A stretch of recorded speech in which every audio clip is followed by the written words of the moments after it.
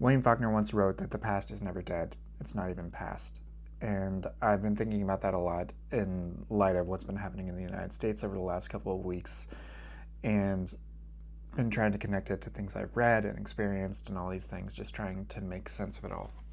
And, well, one of the things that came to mind was this object lesson that my New Testament and philosophy professor, because I went to a Christian school, they were the same person.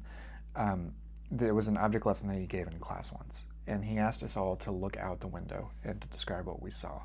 So that meant that some people said, I see cars, because there was a parking lot. Others said, I see people, I see trees, I see a sidewalk, I see birds. But the point was, and what he was trying to show us, is that no one said, I see glass.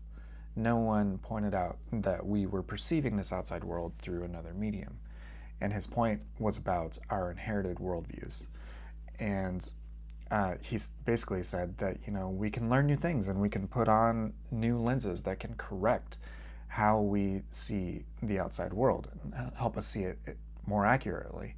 But we will always have our sort of natural vision, our inherited worldview. And that is something that takes a long time to contend with, but it will sort of always be our default setting.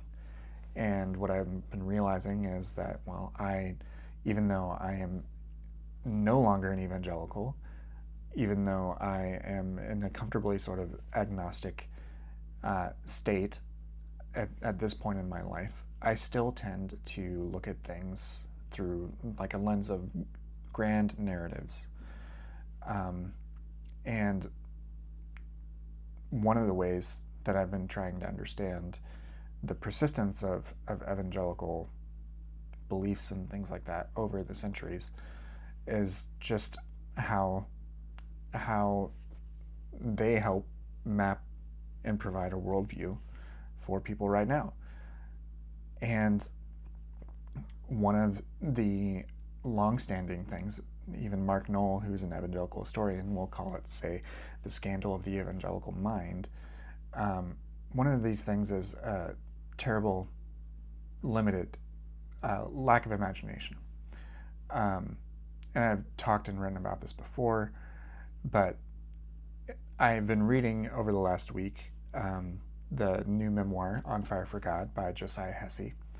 And he has in a passage, he mentions a term that I never heard before called chaos addiction. And he writes, my therapist has wondered if I suffer from chaos addiction, whereby children reared on adrenaline will unconsciously pursue drama as adults, because it's the only relational dynamic they're equipped to navigate. And one of the inherited things that we have to contend with is the idea of the rapture, the idea that the world is going to get worse and worse and worse. And through this dispensational, premillennialist apocalypticism, we just sort of expect things to keep getting worse and worse. And so that is a way in which evangelicals can explain what's happening, even as they support it, even as they support ICE, and even as they do not decry what is happening as evil, as vile, as illegal, as all of the things that we plainly know, that whether it's legal or not, separating a 2-year-old and a 5-year-old from their families is terribly wrong, just indefensible. Using that child as bait, that is a villain's story. Nonetheless, I was trying to connect that also to another book that I've read called American Apocalypse, and my camera is doing a really weird thing. I don't know what that's about. Whatever. I have been trying to record this for a little while, and I'm a little annoyed. But anyways, I wanted to see what has been happening in the past. And again, just this idea that things will continue to get worse and worse, and that we're living in the end times, and that nothing is going to get better until Jesus comes back. And so why try? That nihilism that's deep in a lot of people's bones, it doesn't come from nowhere. It's been around forever. Well, not forever. That's a lie. But it's been around for longer than living memory. And so, here's a quote from this book, again by Matthew Avery Sutton, American Apocalypse. He writes, "Wars and rumors of wars. Many premillennialists in the early 20th century obsessed over these words. Yet to most other Bible readers of the period, they seemed hopelessly out of date and contrary to the spirit of the era. During the first decade of the new century, progressive idealists in the United States and abroad organized dozens of peace movements. Some even sought to remake international relations along new lines. For example, steel baron Andrew Carnegie financed the creation of a peace palace at The Hague, and then established the Church of Peace Union later.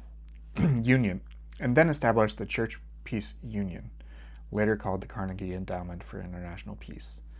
Millions of Americans and Europeans, most often working through their churches and religious organizations, hoped, prayed, and labored to make the brutal warfare of the 19th century a thing of the past.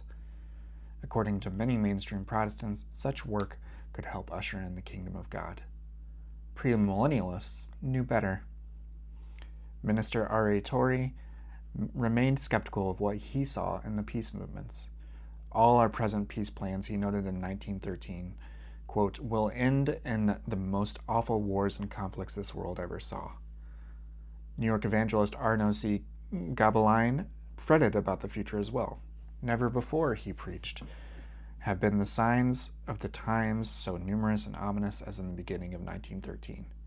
The sky indeed is red and lowering. Foul weather is coming for this poor world. The clouds are gathering on every side. The storm is brewing.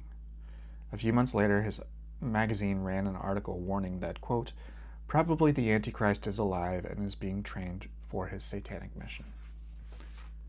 Now, 1913, that had its own powder kegs, and it led to World War I, which led to World War II, which led to the Cold War, which led, and so on, and to the point we're at today. But that was written in 1913. And this belief that the end of the world and the supernatural ending of the world, in which Jesus would come back and solve all of our problems, was just as strong back then, and was just at that time was just one more way to deny and deflect and say that the time isn't right. The time hasn't been right for over a century. And what do we have to show for it? I have an iPhone where I can talk to you. That's cool. But a lot of these conflicts have been going on in different battlefields, but they've been going on in the same way, and the same ideas have led to the same conclusions and led to the same outcomes. And it's not like there aren't so many people who have said and offered so many other visions for this world, for this country, for this faith.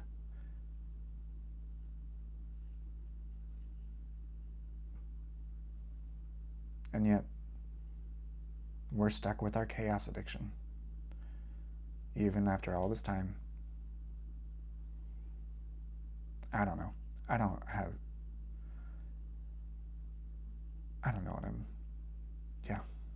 have any way to button this up. Things are fucking crazy.